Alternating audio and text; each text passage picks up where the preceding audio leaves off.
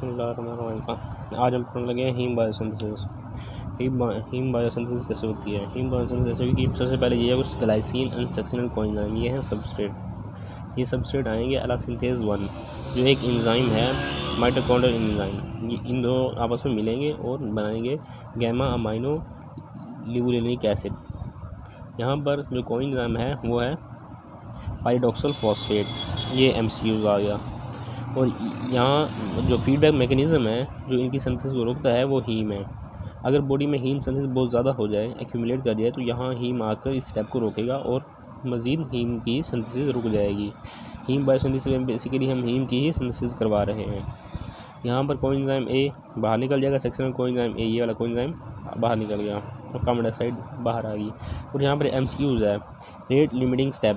SCQ भी छोटा एक या 1.5 नंबर का या 0.5 का पूछ लेते हैं। रेट लिमिटिंग स्टेप बताओ हीम बायोसिंथेसिस में, तो ये रेट लिमिटिंग स्टेप है। उसके बाद इसको एला भी लिख सकते हैं, गैमा अमाइनो लिबुलिनिक एसिड को एला। अच्छा,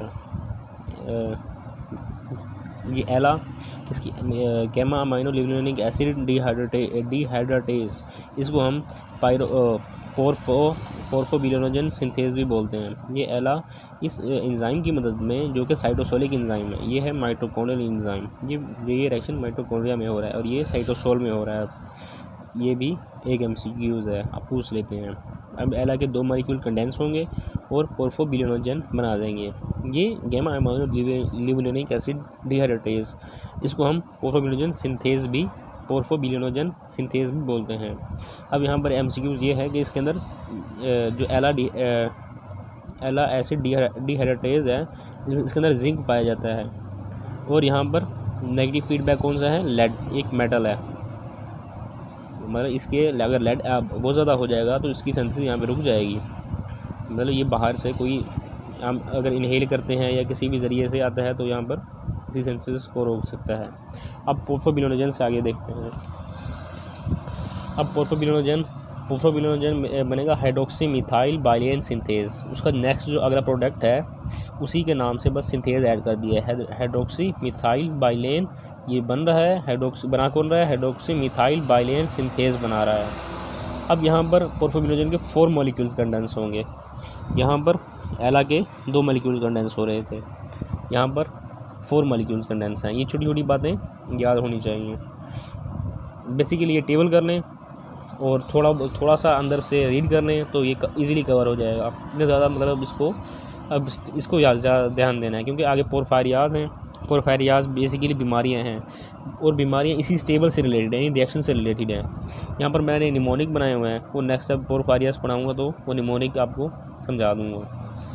hydroxy methyl bilane next convert होगा यूरोपोरफायरिनोजन 3 में, और यहाँ पर same porphyrinogen synthase 3 synthase enzyme act कर रहा है। अच्छा, और यहाँ पर इसका फंक्शन क्या है, रिंग क्लोजर एंड आइसोमेराइजेशन। यहाँ पर रिंग को क्लोज, यहाँ पर पहले ओपन था, यहाँ पर अब क्लोज करेगा और आइसोमेराइजेशन का होगा तो क्लोज रिंग बन गया। अब यूरोपोरफायरिनोजन 3 कन्वर्ट होगा कोप्रोपोरफायरिनोजन 3 में। यहाँ पर एक चेंज आ गया, पहले था कि प्रोडक्ट सिंथेज ऐड कर रहे थे बस उसके एंजाइम के साथ। अब यहाँ पर यूरोपोरफायरिनोजन 3 डी कार्बोक्सिलेज है, यहाँ पर डी कार्बोक्सिलेशन हो रही है, 4 कार्बन डाइऑक्साइड के कंपाउंड बाहर निकल रहे हैं, तो ये बन गया पोरफायरिनोजन 3। ये थे साइटोसोलिक एंजाइम्स, साइटोसोलिक रिएक्शंस हो रहे थे हीम सिंथेसिस के।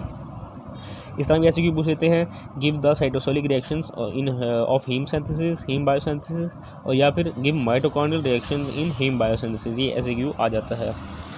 अब कोप्रोपोरफायरिनोजन 3 ये कन्वर्ट होगा कोप्रोपोरफायरिनोजन 3 ऑक्सीडेज, इस एंजाइम की मदद से प्रोटोपोरफायरिनोजन 9 में कन्वर्ट हो जाएगा। यहाँ पर डीकार्बोक्सिलेशन ऑक्सीडेशन हो रही है और ये माइटोकॉन्ड्रियल एंजाइम है। नेक्स्ट प्रोटोपोरफायरिनोजन 9 कन्वर्ट हो रहा है प्रोटोपोरफायरिन 9 में, और एंजाइम कौन सा है, प्रोटोपोरफायरिनोजन ऑक्सीडेज, यहाँ पर ऑक्सीडेशन हो रही है। और आगे नेक्स्ट टाइप क्या है, प्रोटोपोरफायरिनोजन 9 ये फेरस की मदद में Fe+2 की मदद में हीम में कन्वर्ट हो जाएगा। यहाँ पर Fe2+ ऐड होगा और हीम में कन्वर्ट हो जाएगा। यहाँ पर भी जो नेगेटिव फीडबैक मैकेनिज्म है जो उसको रोक रहा है वो लेड की ज़्यादा एक्यूमुलेशन है। नेक्स्ट 4 फारियाज हैं, जैसे मैंने बताया ये इसी की बीमारियों से रिलेटेड हैं। और कुछ यहाँ पर MCQs हैं रिलेटेड हैं। CYP प्रोटीन्स, ये भी हीम प्रोटीन्स होते हैं, और haem is the component of this protein. CYP protein का हीम कंपोनेंट है। और अंदर से जो वही चीज़ है जिंक कंटेनिंग एला डिहाइड्रेटेज, इस तरह एंजाइम पूछ लेते हैं, MCQs पूछ लेते हैं कि एला डिहाइड्रेटेज में कौन सा मेटल आयन है, जिंक है, कॉपर है, इस तरह MCQs देते हैं, आपने कहना है जिंक है।